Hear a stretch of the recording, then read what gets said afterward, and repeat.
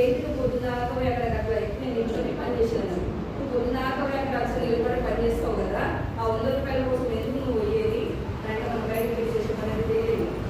ఇబ్బంది మన టైమింగ్ నాకు కుదరదు, పిల్లలు చూసుకోవాలి. ఆ బయట ఆ పని నాకు చిన్నప్పటి నుంచి అలవాటు లేదు. ఏదైనా కొత్తగా చేయాలంటే నా వల్ల కాదని చెప్పేసి వచ్చినంటే చాలా అక్కడ వేసుకున్నా. అక్కడ 3 years చేసి 7,500 రూపాయలు పెరిగింది.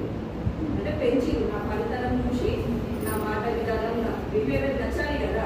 ఆ విధంగా వాళ్ళకి నచ్చినట్టుగా నేను ఉన్నందుకు కాదు నాకు 7,500 రూపాయలు అక్కడ వచ్చింది. 3 సంవత్సరాలు చేసి కదా. ఎంత కష్టపడి ఉంటారు.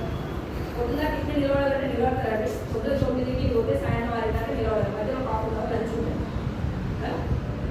అట్లా చేసిన అక్కడ అయిపోయింది. అది చేస్తున్నా కానీ నాకు ఇంకో ఆఫర్ వచ్చింది. అంటే ఏదో ఒకటి చేయాలి అని ఆలోచనలో ఉండదు కదా. ఊరుకోకపోయేది అనమాట. ఊరుకోక చెప్తా ఉండేది బాగుండు, చేస్తే బాగుండు, మనకంటే ఏదైనా బిజినెస్ అనేది పెట్టుకుంటే బాగుండు, ఏదైనా చేస్తే బాగుండు అని ఎప్పుడు ఇదే మెంటాలిటీతో ఉండేదాన్ని. అట్లా ఉన్నప్పుడు ఇంకో ఫ్రెండ్ ద్వారా ఇంకో ఆఫర్ ఏమొచ్చింది అంటే స్కూల్లో, గవర్నమెంట్ స్కూలు, లోకల్ని గవర్నమెంట్ స్కూలు, అందులో చిన్నపిల్లలు అంగన్వాడీ టీచర్ పిల్లలు ఉంటారు కదా, వాళ్ళకి validly teacher, English medium validly teacher కావాలి అని చెప్పేసి మనకి రీసెంట్గా అప్పుడు పెట్టిన లాక్డౌన్కి ముందు ఉద్దీపన స్కీమ్ పెట్టింది.